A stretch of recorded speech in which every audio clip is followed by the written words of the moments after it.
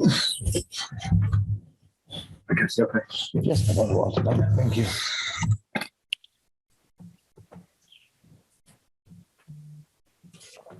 I hope you people on the Zoom can hear us as well. We'll take some of the hands from there. I noticed we've got the BBC who will go over to at the appropriate time, but we're going to go in the room to begin with. So I think Kirsty from Sky for the first two, BBC Merseyside, I believe, and then obviously guys from other organisations. So Kirsty, first of all. Hi, Evan, how are you? Hi, very good. You? Yeah, good, thank you. Well, look, you go into the second leg having prevented them getting a single shot on target in the first leg. You've got a 2-0 lead. How do you approach it? Is the job done? Oh, wow. When I was younger, I would have been really angry now, only because of the question. So, no, of course not. We know that it's half-time. In the best possible way, you ignore the result from the first game. If that would be a cup game with only one game and it would be decided and we have to go to Villarreal, we would try to win there. That's what we want to try there, knowing that there we go with all they have. That's absolutely clear. That was clear after the game directly with all the things Unai said after the game, the way they set up for the game in La Liga. 8 players, I think they changed in the beginning, and the 2 who started again went off after 45. So it'd be a tough one, but it's fine, really completely fine, because it's Champions League semi-final should be tough, and that's absolutely okay. We never expected it to be easy. This will not be easy, but we played a good game at home, and we will better play a good game there as well. In the context of your season, just how important is this game? Not only, of course, to make the final, but it's keeping that momentum going with so much still to play for. Whatever would be around, good or bad, Champions League semi-final is the most important game you can play. Maybe the second most important game you can play. Maybe the final is more important, but for this moment, it's the most important game you can play, and that's why whatever would have happened in the last few weeks, in the next few weeks, that's not important. It's for this moment, it's clear. You never know if you will reach a semi-final again, if you ever have a chance again to go to the final. You never know. We have an exceptional team here, and nothing is for granted. You need luck in moments, all these kind of things. So you better treat it carefully and be ready. But we will be ready. We really wanted to be where we are, and we want to go to the final. But if Villarreal is better than us and beats us with a result which qualifies them for the final, then congratulations, and that's it. But between now and then are 95 or whoever knows how many minutes to play. And yeah, I'm looking forward to it. Thank you. We'll go to Zoom. We'll go to Juliet Ferrington from the BBC, then to BBC Merseyside. Juliet. Jürgen, you said last week about maturity and how that was key to your victory against Villarreal at Anfield. So how important a role will that play tomorrow night here in Villarreal? Yeah, maturity experience, very important. But again, it's not the only decisive thing. It's all cool. You can be old and know everything about football, but you still can't play, but you can't play it anymore. So that would not be helpful. No. Everything what we are is required tomorrow night. That's it. We have to be ready to play a top game, because they will go for us. They will high press. They will try to play much more football than we allowed them in the first game. I'm pretty sure because of changing 8 players and then 2 played 45 minutes. I'm pretty sure they had yesterday a normal session. So Unai will for sure try to adapt a few things to our style in this short spell. So will be really interesting, definitely. And how I said, maturity is important, but not the only thing. Thank you. Thanks, Julian. Welcome. BBC Merseyside. Now take a hands in the room before we go back to the Zoom. Hi. You've won every away game in the Champions League so far this season. Given some of the opposition that you've up against as well, just how impressed are you with that statistic? Ask me after the season. At the moment, I don't think about it really. So it's just it probably was needed. Yeah, we were stable. in the games, but not because it was away or whatever. It's just we found in each game a way, and we have to find in this game a way to get the result we need to go through, and that's it was good. Atletico was outstanding. Porto really good. Inter, I'd say, the games were good, but look, we didn't win the game somehow and sitting deep and waiting and counter-attacking. I think we tried to play like ourselves always, and that's what we have to try again. We cannot. We will have to suffer, and we have to be ready to suffer, and we will have to sit back in moments, definitely, but not as a general approach. So let's see. And I just wanted to ask you about Naby Keita as well. At times during his Liverpool career, it's been a little bit stop-start for him with injuries, but he's had a really good run of being available, and his performance has been really good as well. Just how good an option is Naby Keita? So long may that continue, because that's crucial. Eh? That's key to everything. If you have the talent and the skills of Naby Keita and you're not fit, then nobody sees it. That's how it is. If you then come back and not in the best possible shape, all these kind of things, that's normal physically. So if the player was never in doubt, not for a second, simply because it's outstanding. But no, it's good that he is now available. Yes, it's a good option, a very good option to have, and played the weekend, obviously a really good game. So we'll see how long we will use him tomorrow, but no, very good option. Okay, we're going to stay in the room for the next two, which is Chris and Paul, and then we're going to go to two of our colleagues from Spain by the looks of it, which is Victor and Adria, which we're going to have to get the translation working, so bear with us for that, but we'll come to you guys in a second. First of all, Chris, then Paul. How much is the experience of 2019 helping you at this moment? Because it's where you were chasing down Manchester City in the league and also going for glory. You were being through that. Is that helping anything? Yeah. In general, it's not the only year. Okay, with going to the Champions League final. And winning it.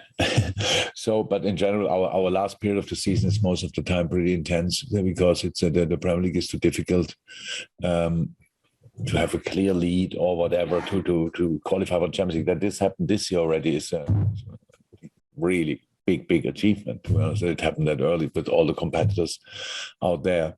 It helps that we know that we are for us historically, physically in the best possible shape. If we don't have to push the boys through this, what we had to do as well in 2018, we arrived in the final on pretty much three wheels. So because I think the players came back from injury and stuff like this late before the final, and these kind of things was really tricky. So that's different. And we have to make sure that we can make changes here and there. And keep them all in rhythm and fit, and then obviously win the football games, because that's all about what we learned in that time. You cannot win 10 games. You can win one game and then maybe the next one as well, but only if you are 100% focused for the first one. And that's not the first one for us now of the last whatever number of games is Villarreal. Paul? Just a quick one first. So the squad updates is everyone available? Bob is now running, so it's good. Again, it's really, I said it's nothing serious. It's not serious, very painful little strain here in the middle foot bone. That's at least the German, how to say in Germany. So it's very painful each step. But he was running today again. Will travel with us, but will not be involved in the squad yet. But we hope rather sooner than later. Then we had the issues with is that stomach bug or whatever, and they are all back. So I think that's it. No concerns. Last week, Henry said after the game, they will suffer more. And you used the word suffer as well earlier. I think in 2022, you've been behind for only 69 minutes. In games in the whole 2022. So while there is, so for example, say at Man City in the first half, you did suffer, but you found a way of coming back and getting results in that. So even though there'll be difficult moments tomorrow, you must have a great sense that this team can come through what's asked of them, the challenges that they'll face? I do. But the thing with all these things during the season, obviously in the situation we are, it's clear we must have done something right in the last few weeks and months. That's clear. But the problem in our job is everything perfect until this moment. I'm sitting here and the next game we start on the wrong foot or whatever, and all of a sudden the game gets a difficult on a different dynamic and all these kind of things. And now, so it's good to know, and it gives it's more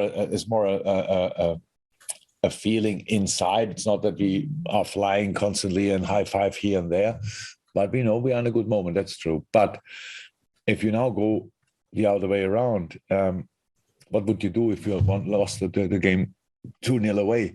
Maybe not happy with your performance, knowing you can do better with your own crowd in the back. Why should I think about what we did in the past?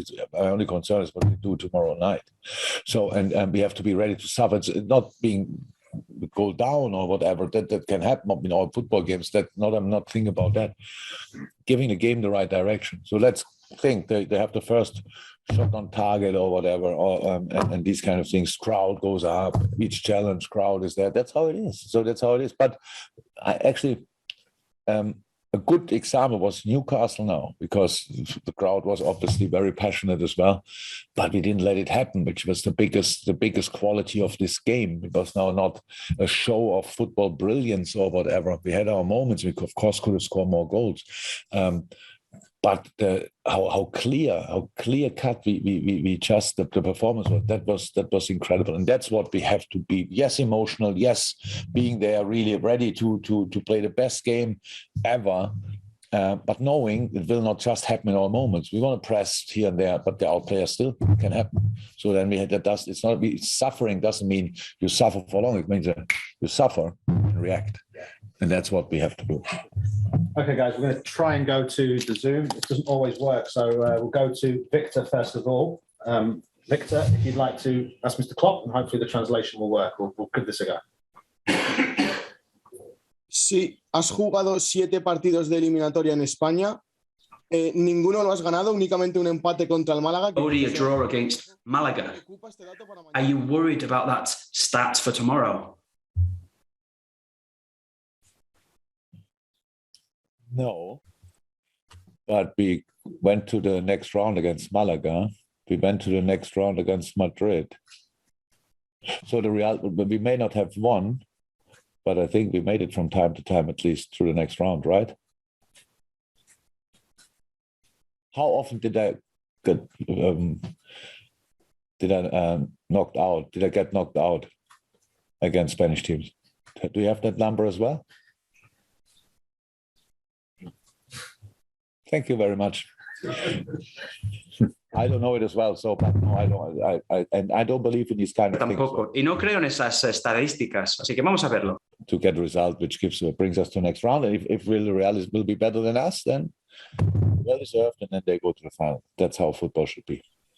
Thank you, Victor. And then we'll go to the final question of this before Trent Alexander-Arnold's coming in. For those of you on the Zoom as well, if you'd please stay on and put your hand up for questions for Trent, we'll take those. But we finished this part of the press conference with Adria. Well, yes, fire away. ¿Sí? Yes, sir. Quería preguntarle por Thiago, que con el Liverpool está volviendo a... Liverpool is at his best level like he was for Bayern. But for Spain, he's not playing very well. And there's possibility he's not going to go to the World Cup. I wanted to ask you, what do you think is the difference in the way that he's performing, for his club and his country? Maybe it's a matter of translation. I don't want to blame anybody, but they can take it off right.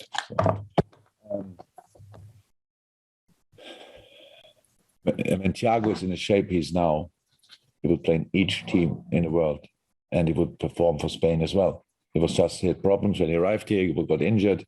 Spain has obviously a lot of options in midfield because it's an incredible, talented football team.